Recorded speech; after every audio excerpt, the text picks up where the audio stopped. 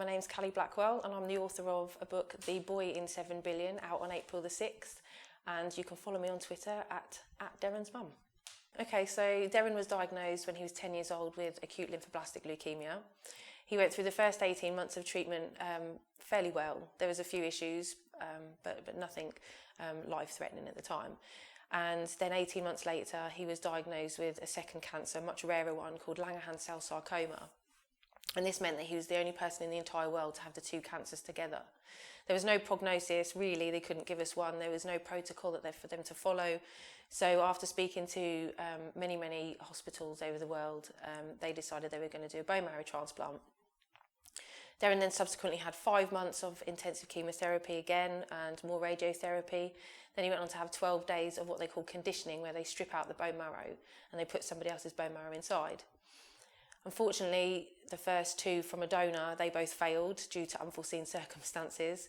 But thankfully they had a bag of his own cells back. But obviously those cells were what were harbouring his two cancers in the first place. So we didn't really want them to have them back, but we had no choice. Now, thankfully they took enough. So they gave him a third transplant with his own cells. And unfortunately that failed, again through circumstances they'd never seen before. So he had some further chemotherapy, and then he had his last bag of his own cells given back in October 2013, and he was 13 at the time. 3 days later, he trapped his fingers down the side of his bed and picked up 2 catastrophic infections in his hand and 1 in his mouth. Now, they told us that nobody's ever engrafted with a bone marrow transplant after 50 days, and you usually see some functioning around 22 to 30 days. We got to day 46 and there was nothing in there. There was no sign of any functioning bone marrow whatsoever. And with the 3 catastrophic infections taking, every ounce of the immune system that he had, they decided that they were going to send him to a hospice. And we were told that we had to take him. Effectively, I likened it to a conscious life support machine. So he was aware and awake and very much involved in the decision to unplug him, so to speak. On questioning the doctors and just how long I was going to have left with him once I unplugged him, they said 3 days a week at most. So he made a decision to go to the hospice on day 46, and Deryn hung around. He improved somewhat just by leaving the hospital environment, but around day 65 or around thereabouts, he started to get quite anxious because he wanted to go now. He'd had enough. And because he was still alive, I asked the hospital to do another bone marrow aspirate just to prove to me there was absolutely nothing in there. And the results came back, there was no activity whatsoever. It was just literally a case of waiting now. They started to up the morphine and they started to introduce sleeping tablets, neither of which Deryn wanted. He'd made it very vocal in his end-of-life care plan that he wanted to be compos mentis. And we were finding that morphine wasn't doing that. So on day 70, we decided to administer a cannabis tincture that we had made probably a month beforehand, just to put in a vape pen, just to see if it would take the edge off the pain he was experiencing at the time. And in the vape pen, it wasn't strong enough. It gave him a slight warm feeling, but not enough to take away the edge. But at day 70, I decided he was so anxious. He was literally waking up and screaming in the night that he just wanted to die. He begged me to take him to Belgium at the time as well, because they just legalised euthanasia for children.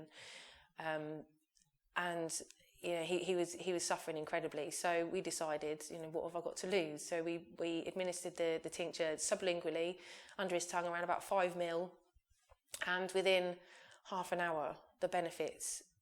His demeanour changed, he relaxed, he was mellow, he wasn't anxious anymore, he was able to sleep. And actually, he was on a drug called cyclazine, and he became incredibly addicted to this drug, and he'd been addicted to that for probably about 9 months, I believe, beforehand. And that evening, they brought him his cyclazine, and I immediately panicked, thinking, I've just given him cannabis, and what if this has, contraindications with this drug? And for the first time in 9 months, Deryn actually turned around and said, I don't want it, you can take it away. And that was just the first evening. So to me, I saw it straight away as an exit drug. It had got him off this drug that he was incredibly addicted to. It helped with his anxiety, it was helping him, with his sleep issues. So I continued to give it because it was working. And then a few days later, we were just sat around in the lounge one day, and the catastrophic infection that he had in his hand, his fingers were actually necrotic, and they surgically debrided a lot of the skin, and they told us that underneath these bandages they could only be changed under surgical procedure, so we weren't allowed to look at them. And on day 75, a bandage came off his finger, and his finger looked just like mine, but it had no fingernail. It was very pink. And the hospital automatically didn't know what to do, because apparently you can't even produce skin cells without a functioning bone marrow. So the doctors all came running in and wanted to do blood tests and things like that, which I said, well, there's literally no point, because a week ago or so you told me there was nothing in there. And the blood results came back that evening that his white count had gone up in the 5 days that I'd been given the tincture. So I immediately presumed it was a coincidence. I saw what it did to him, but I didn't, in my wildest dreams, imagine it would do that. So I decided that I was going to allow him to keep taking it for a couple more weeks, and then I started to take it away and see what effect it had on his white count. And when I didn't give it, his white count dropped, and when I did administer it, his white count doubled. So I saw a direct correlation with the administered of this cannabis tincture and his immune system. So to me, that was fairly evident that it was having a beneficial effect on him. I didn't tell anybody at the time because I was absolutely terrified I was going to lose my children. Not only was I terrified Deryn was going to die, but I was terrified that I was going to lose my younger son as well to social services if they found out what I'd done. But subsequently after that, Deryn actually got worse. When he didn't die, and he officially engrafted on day 104. Actually, he officially made his own blood cells on that day, and Deryn found it incredibly difficult to deal with the fact that he wasn't dying, and so he tried to starve himself to death. And for 6 months, he refused point blank to eat. At the point, he got down to 26 kilos at his lowest, and he was diagnosed at 10 at 36 kilos. So as a 14-year-old boy, he was incredibly thin.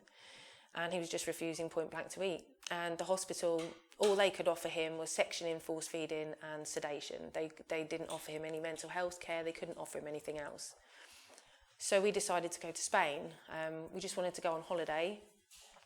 But we had been involved with some of the cannabis clubs. So they told us to speak to a man called Jeff Ditchfield. So we met up with him in Spain. Just all we wanted to do was shake his hand and thank him for everything he does. And that's when he then gave us a very small syringe of actual cannabis oil, to which we started giving it to Deryn every day while we were in Spain. And for 12 days, he ate for 12 hours every single day. And actually on the first day that we gave it to him, after about an hour in the morning, both my husband and I were sat in the kitchen and we were getting some lunch together, and Deryn shouted up from the swimming pool, "Can you make me loads? I'm absolutely starving." And those very simple words, but both myself and my husband looked at one another and burst into tears, because it's words that we'd begged to hear for such a long time. And so we just kept feeding him, and we actually went back afterwards, and his consultant saw him, and he'd put on 4 kilos. He no longer wanted to die, and his mental health had completely turned around, so much so that the hospital discharged him, decided they didn't need to see him anymore, and the rest is kind of history.